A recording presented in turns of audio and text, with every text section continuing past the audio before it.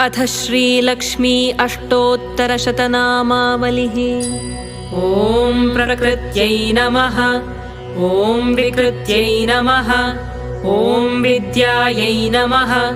ॐ सर्वभूतहितप्रदायै नमः। ॐ श्रद्धायै नमः। ॐ विभूत्यै नमः।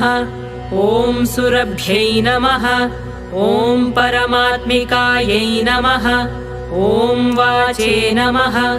ॐ पद्मालयायै नमः। ॐ पद्मायै नमः। ॐ शुचये नमः। ॐ स्वाहायै नमः। ॐ स्वधायै नमः।